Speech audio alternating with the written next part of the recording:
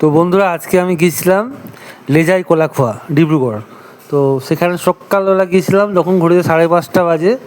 আর এখানে মাছের অকশন হচ্ছিলো, ছোট বড় মাঝারি, যেমন মোয়া মাছ, চিতল মাছ, বড় বড় বোয়াল মাছ, হ্যাঁ এরকম অনেক রকম মাছ, কই, মাগুর, ল্যাঠা, শোল, সব রকম নদীর মাছ পাওয়া যাচ্ছিলো।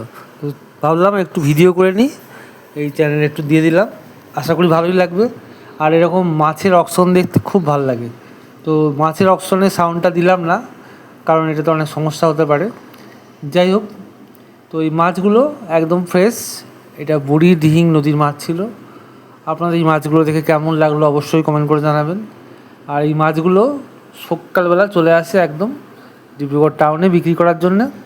তো এখান থেকে বিভিন্ন রকমের যারা মাছ ব্যবসায়ী, তারা এই অকশন থেকে মাছ কিনে নিয়ে যাচ্ছে, এবার কিনে নিয়ে যেয়ে বিক্রি করবে রিটেলে ডিব্রুগড়ে। আর এই যে মাছের যে অকশন বা আরও, আমি ওয়েস্ট বেঙ্গলেও দেখেছি, সেখানে বিভিন্ন জায়গার মাছ আছে, নদীর মাছ, সমুদ্রের মাছ এসে অকশন হয়। এছাড়া যারা চাষ করে ভেড়ির মাছ, রুই, কাতলা, মৃগেল, সেগুলো অকশন করে বিক্রি হয়। আমি নিজেও আমাদের অকশনে বিক্রি করেছি। তো এখানে হঠাৎ আজ মনে হলো যাই একবার দেখে আসি এখানে কীরকম নদীর মাছ অকশন হয় বা কী ধরনের মাছ পাওয়া যায়। তো সেই মাছগুলো আমি একটু তুলে ধরলাম।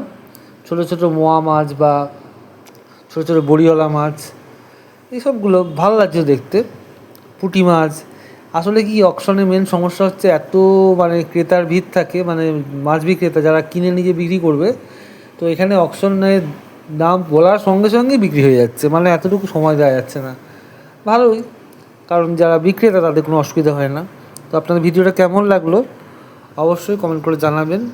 আর এই নদীর ছোট মাছ আপনাদের কেমন লাগে, টেস্ট কেমন, যদি কখনো খেয়েছেন কমেন্ট করে জানাবেন।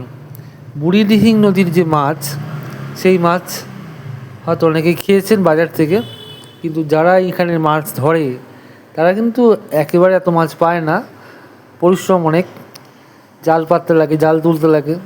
তো সেই মাছ জড়ো করে করে সকালবেলা এসে বিক্রি করে পয়সা পায়। তাই যেই হোক, এই দেখুন বড় বড় চিতল মাছ বিক্রি হচ্ছে, এইসব নদী থেকে ধরা টাটকা। আর ভিডিওটা আজকের মতো এতটুকুই। আপনাদের কেমন লাগলো কমেন্ট করে জানাতে ভুলবেন না। আর এরকম ভিডিও যদি আপনাদের ভালো লাগে আমি অবশ্যই নিয়ে আসবো, কমেন্ট করতে ভুলবেন না। তো ধন্যবাদ।